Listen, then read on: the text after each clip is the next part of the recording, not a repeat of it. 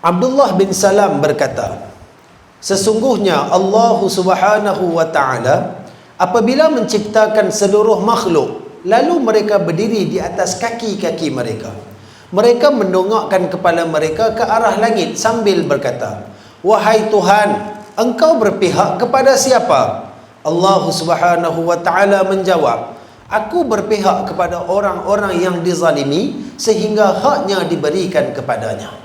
Tuan-tuan, Allah ni maha adil, tuan-tuan. Macam kita duk sebut berulang kali, tuan-tuan. Tuan-tuan sendiri pun tahu kalau tak sebut. Orang yang buat lebih kurang kat kita, orang yang zalimi kita, orang yang aniaya kita, orang yang tekan, tindas kita, tuan-tuan, kita tak ada kekuasaan nak balas balik sewaktu kita dizalimi. Jangan susah hati. Nescaya Allah akan berada di pihak kita. Setiap kezaliman yang dilakukan ke atas kita pasti akan dituntut kembali oleh Allah Subhanahu wa ta'ala. Walaupun kita kata, mungkinlah kita kata, saya maafkan dia. Moga-moga dengan kemaafan kita itu, dia bertaubat kepada Allah Subhanahu wa ta'ala, Allah terima taubat dia dan diampunkan dosa. Tapi kalaulah kata Allah Ta'ala nak korek juga benda tu, Allah Ta'ala tetap nak hitung benda tu, tetap nak berkeluar balik apa yang dia lakukan, itu berada di bawah kekuasaan Allah Subhanahu wa ta'ala. Sebab Allah abang, seperti mana disebut dalam satu yang disebut oleh Abdullah bin Salam ni, tuan-tuan, bagaimana antara benda yang tidak akan dilepaskan oleh Allah. Sebab Allah ni tak pernah zalim kepada hamba dia.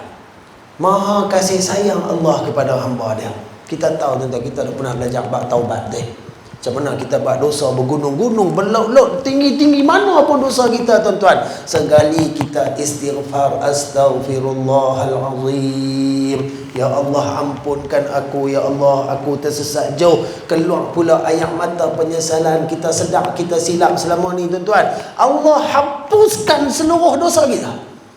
Sedangkan dalam keadaan berpuluh tahun Allah marah kat kita, Allah murka kat kita, kita buat tak heran ke Allah Subhanahu wa ta'ala. Macam tu pun Allah Ta'ala tak kisah. Apatah lagi kalau ada hamba dia yang dizalimi. Dan takutlah kita kalau kita zalim itu orang yang betul-betul bertakwa kepada Allah, orang yang beriman kepada Allah.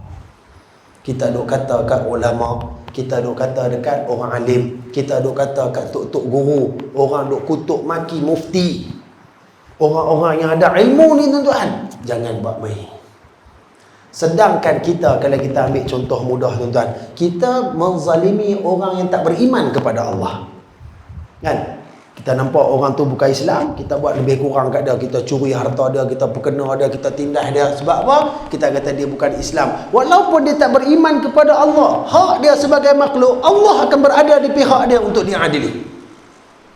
Itu sesama bukan Islam.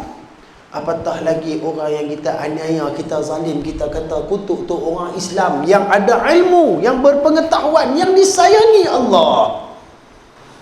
Waspada dengan lidah kita, jaga perilaku kita. Sebab Allah berjanji, Allah akan berpihak kepada orang yang dizalimi. Baik, tuan-tuan. Wahab bin Munabbih berkata, seorang penguasa yang zalim telah mendirikan sebuah istana. Datang seorang wanita tua yang miskin ke tempat yang berdekatan dengan istana, lalu dia mendirikan sebuah pondok di sebelahnya, yang ni sebelah istana, untuk menetap di situ. Pada satu ketika, penguasa yang zalim itu menaiki kenderaan dan berjalan-jalan mengelilingi istananya. Ia melihat pondok wanita itu dan berkata, milik siapakah pondok ini?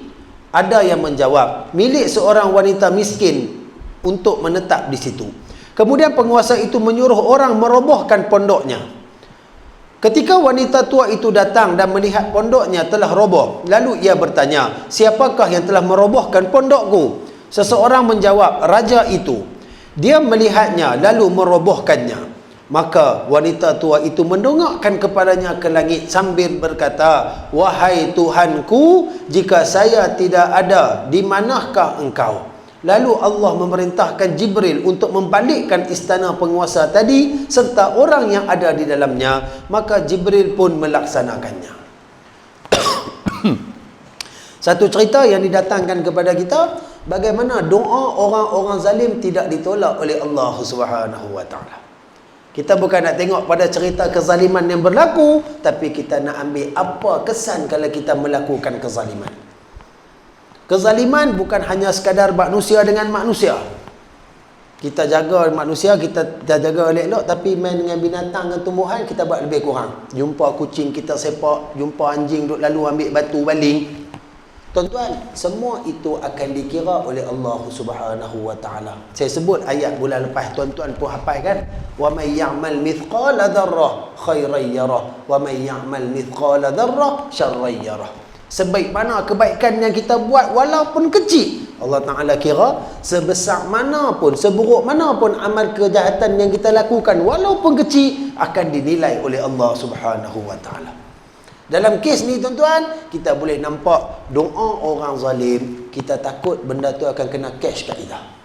Maksud cash apa? Tak dan nak mati kita akan merasai penderitaan hasil daripada perbuatan kita. Jaga-jaga tuan-tuan. Doa orang zalim antara doa yang tak tertolak, terus sampai naik kepada Allah Subhanahu wa taala. Kadang-kadang orang tanya juga bagaimana dengan keadaan sifat orang berdoa. Mungkin dia dizalimi, tapi dia tu orang fasik, dia tak jaga solat, dia tu tak tutup aurat, dia banyak buat dosa maksiat. Tuan-tuan, hak tu cerita lain. Dalam bab doa orang zalim ni cerita lain. Tak kira siapa yang kita zalimi tuan-tuan, semuanya akan sampai kepada Allah Subhanahu wa taala. Itu yang disebut oleh junjungan besar baginda Nabi sallallahu alaihi wasallam. Jadi dalam apa yang kita tengok disebut oleh Wahab bin Munabbih ni tuan-tuan, jaga-jaga sebab doa orang zalim sangat beracun. Takut-takut tak dan nak lama kita dah kena balik kesan kezaliman yang kita lakukan. Baik. Ketika Khalid bin Barmak dan anaknya dipenjarakan, anaknya bertanya, "Wahai ayahku, bagaimanakah kita boleh sampai dibelenggu dan dipenjara padahal sebelumnya kita hidup dalam kemuliaan?" Ayahnya menjawab, "Wahai anakku, doa orang yang dizalimi berkumandang sepanjang malam. Kita telah melupakannya, sedang Allah tidak demikian." Tuan-tuan, dalam kes ni satu orang yang mulia, yang kaya, yang mungkin hidup senang, akhirnya dipenjarakan oleh Allah Subhanahu wa taala. Sampai anaknya heran. "Pak, oi, kita ni orang ada kuasa, kita ni orang mewah, pasal apa gelalah kita kena penjara? Apa masalah dia?" Tersedar bapak dia kata apa? Doa orang dizalimi berkumandang sepanjang malam. Tuan-tuan, ada kuasa tuan-tuan guna betul-betul tuan-tuan. Jangan guna untuk kepentingan diri sendiri dan orang yang dekat dengan kita. Jangan dengan kuasa yang kita ada kita nak mengumpul pengaruh lebih banyak, nak menambahkan kekayaan tuan-tuan. Jangan. Sebab kalau yang itulah yang kita buat tuan-tuan, nescaya akan ada pihak yang dizalimi. Dan pihak yang dizalimi ni kalau mereka berdoa kepada Allah, teruk kita tuan-tuan. Kita tak tahu apa yang akan diberikan oleh Allah Subhanahu wa taala. Betul-betul tuan-tuan kena jaga. Mungkin payah kan? Sebab zalim ni dia banyak benda tuan-tuan. Kata ke orang pun zalim juga, walaupun dia termasuk dalam zalim yang agak ringan. Kalau kita sakiti, kita tindas, tu lain. Kata ke orang pun sudah tuan-tuan. Sama ada kita mengumpat dia atau kita fitnah dia, itu juga dikira sebagai bentuk kezaliman.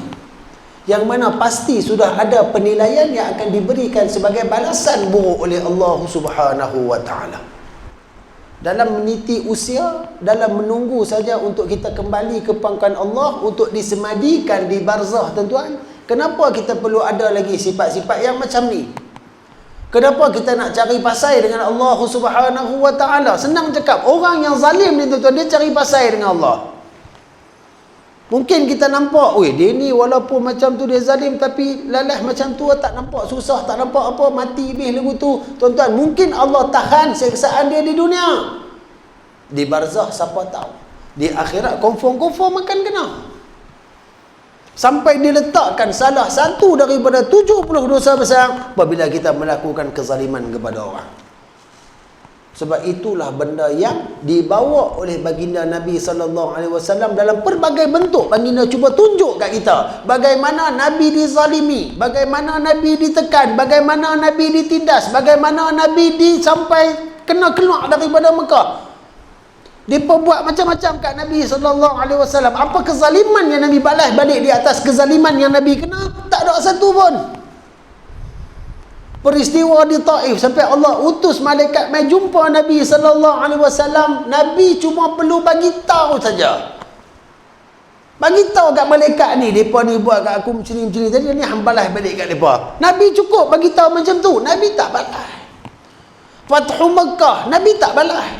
Tak ada benda yang kita tengok Nabi balas, tuan-tuan. Melainkan kalau benda tersebut ada berpihak kepada Islam.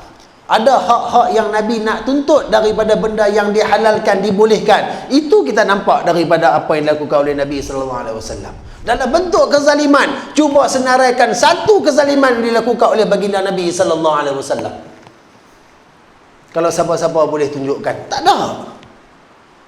Sebab Nabi Nabi bawa rahmah, Nabi bawa kasih sayang, belah kasihan.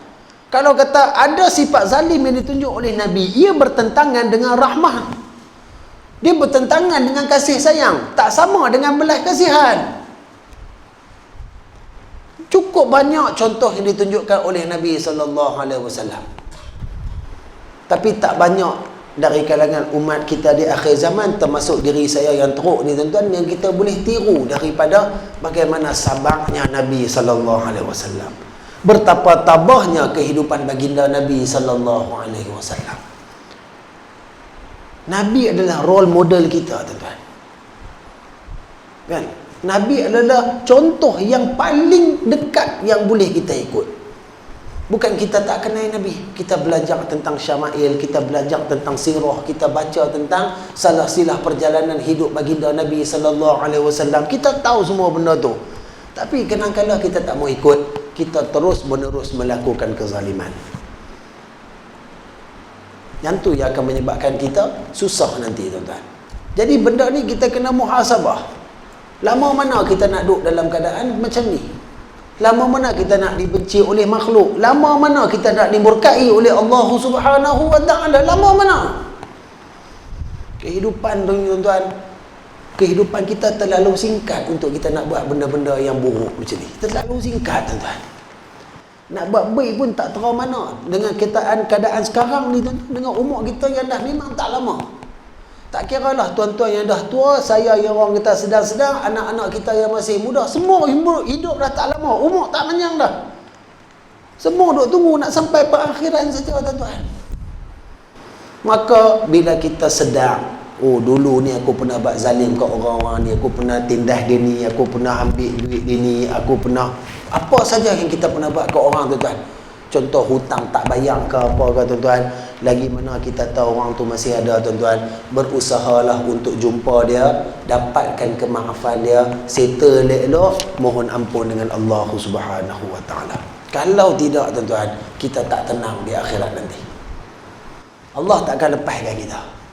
Allah takkan lepaskan kita sekali-kali tidak. Rayulah macam mana pun. Akhirat tempat pengadilan, bukan tempat nak minta. Takkan tak boleh kot. Tak ada. Nak suap-suap, nak tolak-tolak tepi duit kopi kot bawah meja kan, tak ada dah. Itu semua bukan tempat dah. Lagi kita ada kemampuan, tuan-tuan, carilah, selesaikanlah. Sebanyak mana yang kita tahu, tera mana kita pernah zalim ke orang, perbetul balik, minta maaf balik, settle balik elok. InsyaAllah kita akan tenang dan bahagia di barzah dan juga di akhirat nanti. Baik, tuan-tuan.